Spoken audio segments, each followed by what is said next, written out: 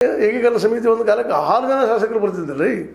ಹೌದು, ಮತ್ತು ಇನ್ನೊಂದು ಮಾತು ನಾವಿಲ್ಲಿ ಗಮನಿಸ್ಬೇಕಾಗಿದ್ದೀನಪ್ಪ ಅಂತಂದ್ರೆ ಮರಾಠಿಗರು ಮತ್ತು ಕನ್ನಡಿಗರು ಅಲ್ಲಿ ಅಂಥವ್ರಿಗೆ ಹೆಚ್ಚು ಬದುಕ್ತಾ ಇದ್ದಾರೆ. ಇದ್ರ ಹಲವು ಸಲ ಹೇಳಿದ್ದೀನಿ. ಇದು ಮಾತು ಶೆಟ್ಟರ್ ಅವರು ವ್ಯಕ್ತಪಡಿಸ್ತಾರೆ.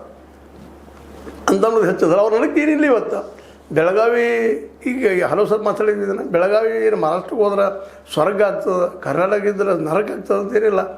ಎರಡೂ ರಾಜ್ಯಗಳ ಪರಿಸ್ಥಿತಿ ಅಲ್ಲದ ರೀ. ಇಲ್ಲಿ ಬಡತನ ಅದ, ನಿರುದ್ಯೋಗ ಅದ, ಖಾಸಗೀಕರಣ ಶಿಕ್ಷಣ ಅದ, ಖಾಸಗೀಕರಣದ ವೈದ್ಯಕೀಯ ಅದ, ಎಲ್ಲ ತುಟ್ಟಿ. ಮಹಾರಾಷ್ಟ್ರದ ಸವಿ ಆಗ್ತದಪ್ಪ, ನಾವು ಆರಾಮಿರ್ತೀವಿ, ಬಡವರಿಗೆಲ್ಲ ಬದುಕಾಗ್ತದೆ ಅಂತೇನಿಲ್ಲ.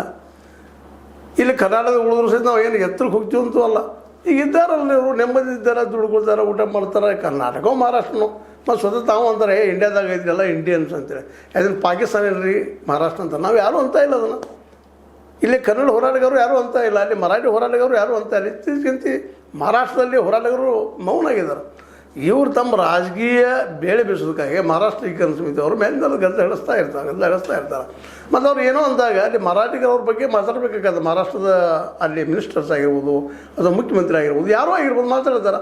ಯಾಕಂದ್ರೆ ಅವ್ರಿಗೆ ಅಲ್ಲಿ ವೋಟ್ ಬ್ಯಾಂಕ್ ಮುಖ್ಯ ಇರ್ತದೆ. ಇದು ಆಗಬಾರ್ದಾಗಿದೆ. ಇದು ಎಂದು ಹೋಗ್ತದೋ ಗೊತ್ತಿಲ್ಲ. ಯಾಕಂದ್ರೆ ಇದು ಹೋಗುವವರಿಗೆ ಹಿಂಗೆ ಇರೋದ್ರಿ. ಶೆಟ್ಟರ್ ಇರಲಿ, ಜಾರಕಿಹೊಳಿ ಅವರು ಇರಲಿ, ಮತ್ತೊಬ್ಬರು ಇರಲಿ, ನಮ್ಮ ಸೌದಿ ಅವರು ಇರಲಿ, ಲಕ್ಷ್ಮೀಬಾಯಿ ಹೆಬ್ಬಾಳ್ಕರ್ ಇರಲಿ. ಲಕ್ಷ್ಮೀಬಾಯಿ ಹೆಬ್ಬಾಳ್ಕರ್ ಯಾಕೆ ಮಾತಾಡ್ಬಾರ್ದು ರೀ? ಸತೀಶ್ ಅವ್ರು ಯಾಕೆ ಮಾತಾಡ್ಬಾರ್ದು? ಜಗದೀಶ್ ಶೆಟ್ಟರ್ ಯಾಕೆ ಮಾತಾಡ್ಬಾರ್ದು? ಇನ್ನುಳಿದ ಈ BJP ಮತ್ತು ಕಾಂಗ್ರೆಸ್ ನಾಯಕರು ಯಾಕೆ ಮಾತಾಡ್ಬಾರ್ದು? ಇದು ಕರ್ನಾಟಕದ ಭಾಗಪ್ಪ, ನೀವು ಮಾಡಿರಿ, ಅದು ಸಪೋರ್ಟ್ ಮಾಡಿರಿ ಅಂತ ಯಾಕೆ ಹೇಳ್ತಾ ಇಲ್ಲ? ಕನ್ನಡಿಗರಲ್ವ ಅವರಿಬ್ಬರು, ಮತ್ತೊಂದು ಪಾರ್ಟಿಯಿಂದ ಬಂದಂಥವ್ರು.